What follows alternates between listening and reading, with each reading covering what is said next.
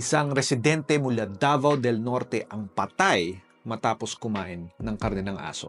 Nakitaan daw ng mga sintomas ng rabies ang pasyente bago ito namatay. Ang rabies ay isang nakamamatay na virus na naipapasa mula sa laway o saliva ng infected na hayop gaya ng aso. Madalas itong makuha galing sa kagat o kalmot ng infected na hayop. Take note na wala pang documented na kaso ng taong nagka-rabies dahil sa pagkain ng infected na hayop. Pinaniniwala ang hindi mo makukuha ang rabies sa pagkain lamang ng lutong karne ng asong may rabies. Pero maraming kaso na ang naitala ng mga taong nagka-rabies after nilang katayin at i-handle yung infected na aso. Early symptoms nito ay lagnat na may pananakit sa area ng kagat. Sa katagalan, kumakalat ang virus papunta sa central nervous system at nagdudulot ng pamamaga ng brain at spinal cord. Nagdudulot ito ng excessive na paglalaway, pagkakaroon ng matinding spasm sa lalamunan tuwing lumulunok, agitation, confusion at hallucinations. Kapag hindi maagapan,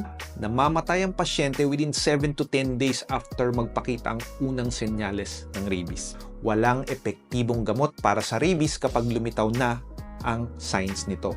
Kailangan ng post-exposure prophylaxis o pagturok ng rabies vaccine na may kasamang rabies immunoglobulin after makagat ng hayop na hinihinalang infected ng rabies.